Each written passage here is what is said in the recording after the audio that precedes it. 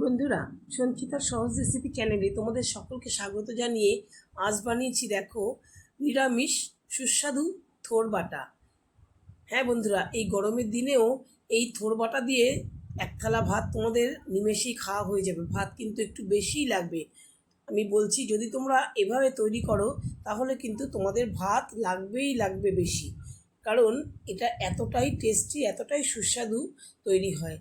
আর এর জন্য তোমাদের দেখতে পাচ্ছ এত সুন্দর রেসিপি আগে কিন্তু খাওয়া হয়নি। দেখো কিভাবে আমি বানালাম।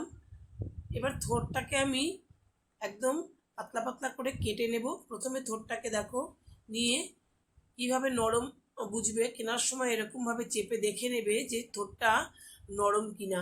যদি একটু নরম থাকে পেছনটা তাহলে বুঝবে সেই থোরটা মানে কাটলে পরে শক্ত হবে না। শক্ত হয়ে গেলে সেটা তো খাওয়া যায় না। এবার থোড়ের খোসাগুলো ছাড়িয়ে নিয়ে তারপরে পাতলা পাতলা করে আমি কেটে নিয়েছি। পাতলা পাতলা করে কেটে তারপর তোমাদের দেখাচ্ছি। একদম পাতলা পাতলা করে কেটে তারপরে তার ভেতরের আঁশগুলোকে ছাড়িয়ে দিতে হবে, সেটা তোমাদের আর দেখানো হলো না। এবার আঁশগুলোকে এরকম ছাড়িয়ে নিয়ে পাতলা পাতলা করে কেটে নিয়ে আমি কিন্তু জলের মধ্যে রেখে দিয়েছিলাম। প্রথমে দেখো যেটা কেটেছিলাম সেটা না একটু কালো কালো হয়ে গেছে, কারণ কি থোড়ে এতটাই আয়রন থাকে, একটু যদি জলের মধ্যে একটু রাখতে দেরি হয় দেখো কেমন কালচে হয়ে গেছে। পরে যেটা কেটেছি সেটা কিন্তু সাদা সাদাই রয়েছে। তো যাই হোক, এখন তোমরা তো জানো যে থোড়ের কত উপকার। হাই প্রেশার থেকে আরম্ভ করে কনস্টিটিউশনের প্রবলেম থেকে আরও অনেক রোগের কিন্তু উপকার হয় এই থোড় খেলে পরে আমাদের শরীরে। যাই হোক, আমি প্রেশার কুকারে অল্প জল দিয়ে আর নুন হলুদ দিয়ে এই থোড়টাকে দুটো স্টিম দিয়ে সেদ্ধ করে নেব।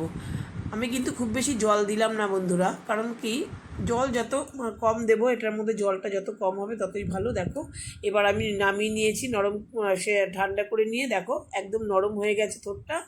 এবার আমি এগুলোকে মিক্সিতে পেস্ট করে নেব। নিয়েছি এক নারকেল বাটা, নারকেল, সর্ষে আর বাদাম, এগুলোকে আমি পেস্ট করে নেব।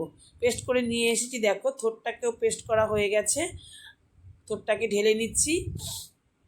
কত সুন্দর লাগছে দেখতে, একদম মিহি হয়ে গেছে, কারণ সেদ্ধটা খুব সুন্দর হয়েছে।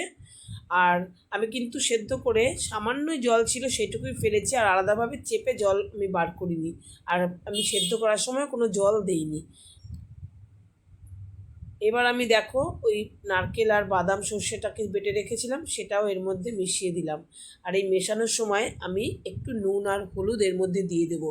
মশলা হিসাবে বন্ধুরা আমি কিন্তু আর কিছুই ব্যবহার করলাম না, ওই নারকেল আর সর্ষে বাদাম যেটুকু দিয়েছিলাম ওইটুকুই। এতেই একেবারে দেখবে কেমন মানে টেস্ট হয়, না যদি করে খাও বুঝতে পারবে না, এতটাই এটা সুস্বাদু। অনেক রকমভাবেই তো থোড় রান্না করে তোমরা খেয়েছো, একবার এভাবে থোড় বাটা করে খেয়ে দেখতে পারো, অসম্ভব সুন্দর টেস্টি তৈরি হবে। এবার দেখো কড়াইতে আমি সর্ষের তেলেই রান্নাটা করছি। সর্ষের তেল দিয়ে একটা লঙ্কা ফোড়ন দিয়েছি। এবার দিয়ে দিলাম অবশ্যই সর্ষে ফোড়ন, কারণ কি সর্ষেটা কিন্তু এই থোড় বাটাতে অবশ্যই ফোড়ন দেবে, তাহলে গন্ধটা বেশি ভালো উঠবে। এবার আমি পেস্ট করে রাখা থোড়টাকে দিয়ে দেব। দিয়ে দেখো নাড়াচাড়া করে মিশিয়ে নিলাম তেলের সঙ্গে। আর এটাকে তোমাদের কিন্তু 5 থেকে 7 মিনিটের মধ্যেই তোমাদের এটা শুকিয়ে আসবে, খুব বেশি টাইম লাগবে না। দিয়ে দিলাম 1 চামচ চিনি, আর এটা দিয়েই কিন্তু এবার আমি পুরো কষিয়ে নেব 5 থেকে 7 মিনিটের মতন। চিনিটা আগেই দিয়ে দিলাম।